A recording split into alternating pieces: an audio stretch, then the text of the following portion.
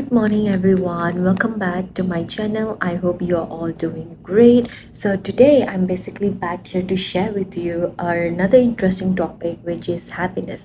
So, I was reading some source online and I thought this is actually something that I should share with you. So, it is about happiness.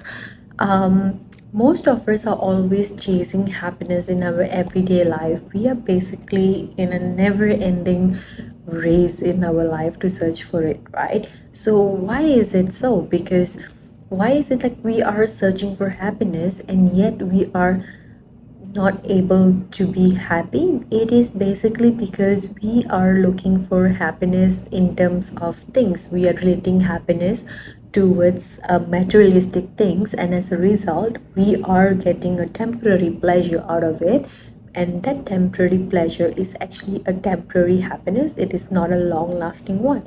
So, in order for you to actually look for long lasting happiness, you should ensure that you're looking for happiness within you, within yourself. So once you do that, you will find happiness and you will find yourself to be more happy than before, right? So today I'm actually here to show you and to discuss how we can actually be more happy. So one most important point that I would like to share with you is the ultimate form of happiness is called nirvana. So nirvana is basically something that most of you are aware of it. Nirvana is actually a form of enlightenment. So when you are enlightened, it means you are removing all the cravings, all the pleasures, all the desire, all the anger out of your mind, out of your body. So when you have reached that stage of nirvana, so it is the ultimate form of happiness. I hope by now you will realize, like, if we remove our desire, our pleasure, we learn how to channelize our cravings and everything, then you have actually reached the top form of happiness. So, not to worry, because I will be sharing with you some of the tips of how you can actually be happy. All right, so these tips are actually based on the teaching of Buddhism. So, I'm just going to walk through one by one with you. So, the first one is actually to accept the reality of life, and that acceptance will actually give you happiness. So life, as we know, it is all full of ups and downs, right? So be you cannot have a perfect life all the time. Sometimes you might come across a death of a family member, a death of a friend, or maybe someone raise a conflict with you. So it is never a smooth journey in life. Sometimes you have a beautiful memory, sometimes you have a bad memory. However, when you realize this reality, you can face any situation. Just in Punjabi, we say Rabda Pana. It means that you're accepting whatever God is doing. You are in full acceptance of whatever God is doing. He knows the best and He is leading us, right? So, not always bad experience makes us frustrated. It is the reaction to the bad experience that makes us frustrated.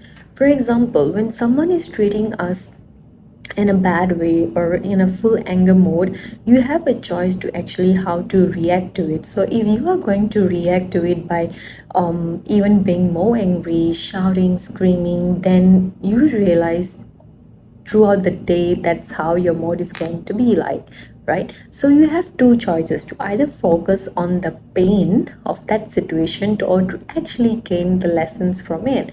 So I would personally choose the second choice, which is to learn the lesson from that particular situation rather than reacting. Because even when I react to it, at the end of the day, I'm still going to mess up with my mind. I'm still going to feel tired. I'm going to continue to feel angry. I'm going to continue to feel tired constantly, right? So rather than doing all of that and pressurizing myself, my body, my mind, I would choose to actually learn a lesson from it. I can actually question myself, what is this trying to teach me, right? So the thing here is that you have to accept the reality of life. Accept whatever situation and remember that you cannot control people's reaction, right? You can only learn from that particular incident, and all you can do is to only control your own reaction and not anyone else's reaction, right? So the next thing is to actually be generous. When I say be generous, most of us in today's world, we are actually, when we give something to someone, we are expecting the same in return. So when we expect something from someone or from an external source, we are actually creating a lot of pressure on ourselves and on the other person as well. So that is actually not good. So if you're doing something for someone, do it from all your heart or don't do it at all. People think if you gather more things or more things, for example, more of the branded items, you will gain happiness. No, it is actually pleasure and a temporary happiness. So when you give to others, you actually be happy and be generous, right? One simple thing is, if you're offering someone food and that person is actually hungry and you're actually feeding him food, you will feel good. You will feel like so great at the end of the day because you help to cure someone from their hunger. You help someone, you feed them, right? So you would feel great about yourself. These kind of things is what I'm saying. You have to be generous, be kind to people, be generous to people, right? You cannot feel good by wearing a good dress. Okay, it doesn't mean if you wear a good dress you will get happiness, right? So don't relate happiness to more of materialistic things.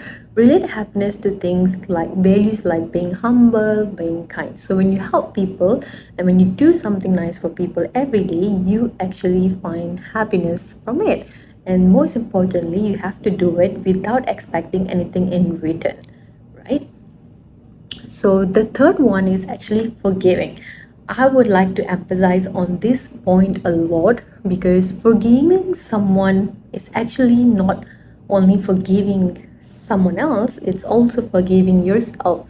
So when I say forgive someone, it doesn't mean you are saying okay to the others for hurting you, right? But when you forgive others, it is not for other person, but it is for yourself. Why I'm saying that is because you are actually intentionally or unintentionally healing something in yourself too, right?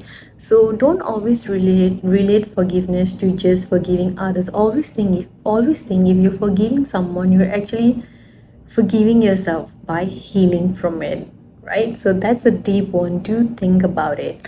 So another thing is, I would say, do not hold on to your past. So sometimes most of us would have made some mistakes in our life, and it is good if we learn from it and we move on. It is not good to hold grudges on ourselves or grudges on certain things that happened to us in the past or certain mistakes that we might have made in our past. We have to forgive ourselves, forgive the mistakes that we have made in our past, and actually move on in life. When you start doing that, you will actually find yourself to be so light. You feel so relieved, and you can actually focus more on the things that you would like to do in your life. So don't feel bad if you've done something bad in your past. You have to actually learn from it and move on. When you move on, make sure you do not repeat the same mistake again because you have learned from the mistakes that you have made. So I hope with these 3 points, which is basically acceptance and that we have been generous and forgiveness, will actually teach you how to be more happy rather than relating happiness to an external source such as materialistic things.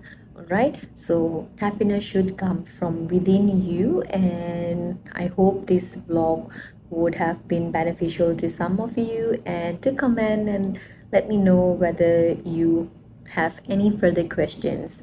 Please do like and subscribe to my channel. Thank you.